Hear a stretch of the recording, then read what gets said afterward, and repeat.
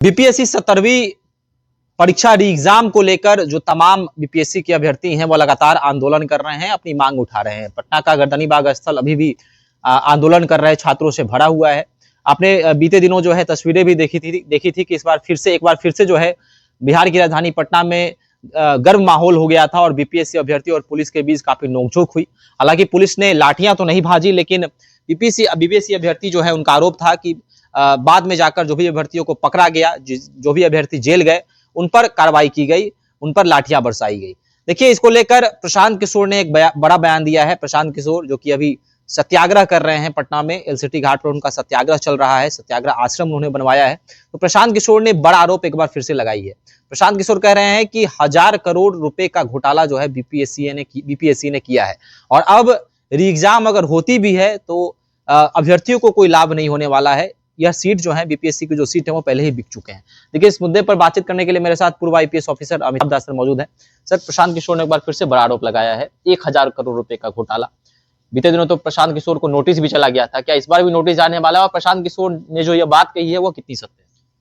अब सच्चाई की तो बात मैं नहीं कर सकता, मैं पुष्टि नहीं कर सकता। यदि प्रशांत किशोर ने कहा तो कुछ कोई सबूत उनके पास होगा। इतना वो स्पेसिफिक कर रहे हैं कि 1000 करोड़ का, तो कुछ उन्होंने जोड़ घटाव किया होगा। ये सही कहा आपने कि उनको पहले कानूनी नोटिस बीपीएससी की ओर से मिल गया और बीपीएससी ने कहा था कि 7 दिनों में आप इसको वापस लें, खेद प्रकट करें, नहीं तो आप पर कार्रवाई होगी। कार्रवाई क्या होगी? वही मानहानि का मुकदमा और कार्रवाई होगी।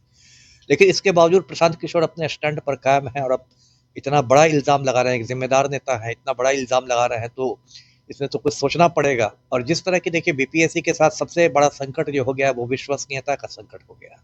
अभी एक बीपीएससी के पूर्व चेयरमैन थे आर के महाजन, उन पर अभी दिल्ली के कोर्ट सीबीआई को आदेश दिया है केस करने का। वो मतलब इससे नौकरियों से संबंधित नहीं है, लेकिन एक पुराना मामला है।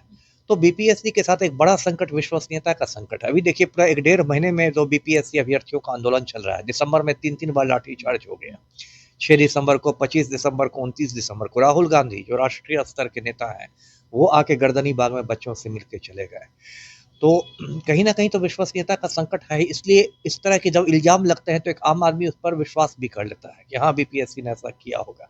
जबकि प्रशांत किशोर ने कोई ऐसा ठोस सबूत अभी नहीं पेश किया है। मैं तो आपके चैनल के माध्यम से मांग करता हूँ कि उनके पास यदि ठोस सबूत है तो उसको वो एक प्रेस कॉन्फ्रेंस करके रखें, है ना, कि ये सब मेरे पास सबूत है 1000 करोड़ रुपए की बात, तो ठीक है। लेकिन ये आंदोलन देखिए अभी थम नहीं रहा है। अभी जो आंदोलन हुआ था 1-2 वर्ष पहले भी जो हुआ था, महाजुटान हुआ था, उसमें आपने कहा कि लाठीचार्ज नहीं हुआ, ठीक है, लेकिन धक्का मुक्की तो हुई ही, लोगों को घसीट घसीट के हटाया गया। ऐसा नहीं कि बल का प्रयोग नहीं किया गया, सिर्फ लाठीचार्ज ही बल नहीं होता है, लोगों को घसीट के हटाया जा रहा है। लोगों की शर्ट फट रही है तो वो भी है बल प्रयोग। उसमें 2-3 लोगों को जेल भी भेज दिया गया है, 1-2 कोचिंग संचालक हैं, 1-2 लोगों, एक महिला भी जेल गई है।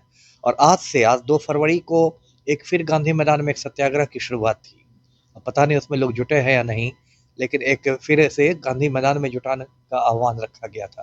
तो ये मामला अभी थमता नहीं दिखाई दे रहा है और पटना हाईकोर्ट में ये मामला चला गया, न्यायालय में विचाराधीन है। 15 जनवरी को पहली सुनवाई हुई, 31 जनवरी को सुनवाई होनी थी लेकिन वो टल गई, अब 4 फरवरी को होगी, यानी परसों होगी। और इसी बीच बीपीएससी ने रिजल्ट भी निकाल दिया, है ना, पीटी का रिजल्ट भी निकाल दिया 17वीं का। लेकिन हाईकोर्ट ने 15 तारीख के ही अपने आदेश में कहा था कि हाईकोर्ट का जो अंतिम फैसला होगा वो बीपीएससी जो भी परीक्षा फल निकालेगा, जो भी होगा उस पर भी लागू होगा। तो ऐसा नहीं कि बीपीएससी ने रिजल्ट निकाल दिया तो अब किस्सा खत्म, पैसा हजम है। यदि 1 महीने बाद, 2 महीने बाद भी हाईकोर्ट कहता है कि हाँ धांधली हुई थी, तो आपका जितना रिजल्ट है वो सब कूड़ेदान में चला जाएगा, रद्द हो जाएगा, स्वतः रद्द हो जाएगा। तो अभी बीपीएससी वाला मुद्दा जो है वो काफी गर्म था, गर्म है और अभी निकट भविष्य में गर्म रहेगा। तो बीपीएससी अभ्यर्थी चुटकी ले रहे हैं कि बीपीएससी के जो अध्यक्ष हैं रवि परमार, मनु भाई, इनका बयान अब अभी कुछ दिनों से सामने नहीं आ रहा है। बिल्कुल, हाँ, बिल्कुल शांत हो चुके हैं। पहले किसी भी मुद्दे पर प्रेस कॉन्फ्रेंस होता था, मीडिया के सामने बोलते हुए नजर आते थे, लेकिन इधर कुछ दिनों से गायब है। कहाँ चले गए हैं किसी को कुछ पता नहीं है। क्या लग रहा है? अब देखिए, सही कहा आपने, हो सकता है उनके जो राजनीतिक आका हो उन लोगों ने कोई फतवा जारी किया हो कि ज्यादा बोलिए नहीं, क्योंकि जो मनु भाई परमार के जो बयान थे ना वो कहीं ना कहीं इस आंदोलन की आग में घी डालने का काम कर रहे थे। क्योंकि थोड़े उनके बयान जो थे वो संवेदनहीन जैसे लगते थे। हर बात पर वो तुरंत कह रहे थे कि ये उदंड है, ये उपद्रवी है, ये नॉन सीरियस है। अरे बच्चे शांतिपूर्ण आंदोलन कर रहे हैं तो उदंड कैसे हो गए? जनतंत्र में शांतिपूर्ण कोई सत्याग्रह कर रहा है तो उपद्रवी कैसे हो गया? क्या बच्चों ने तोड़-फोड़ कर दी है? क्या आगजनी कर दी है? कुछ नहीं किया है, पीसफुल। तो बार-बार जो उनके बयान आ रहे थे तो उसको लेके कहीं और तनाव बढ़ रहा था। तो हो सकता है जो उनके राजनीतिक आका हों या राजनीतिक आका नहीं हो तो उनके जो सलाहकार हों, शुभचिंतक हों, उन्होंने कहा कि भई आग जो लगी हुई आंदोलन की इसमें आप घी की आपूर्ति करना बंद कीजिए, आपके बयान से और स्थिति खराब होती है। तो इसलिए आजकल उन्होंने थोड़ा लो प्रोफाइल रखा हुआ है। जी।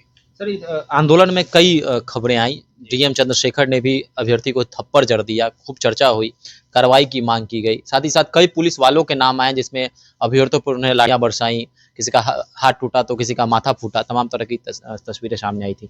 तो क्या इन ये सारी कार्रवाइयों का क्या इन पर कार्रवाई हुई या फिर ये भी जो है यह मामला रफा दफा हो गया? अब देखिए ये मामला तो इतना आसानी से नहीं रफा-दफा होता है। जो आपने डीएम की बात की उसकी भी शिकायत मानवाधिकार आयोग में हुई है, जो मुझे मालूम है। संसद में भी वो बात गूंजी थी, पप्पू यादव ने शायद उठाया था मामला। ऐसे मानवाधिकार आयोग को बहुत ज़्यादा शक्तियाँ नहीं है, वो भी मैं जानता हूँ।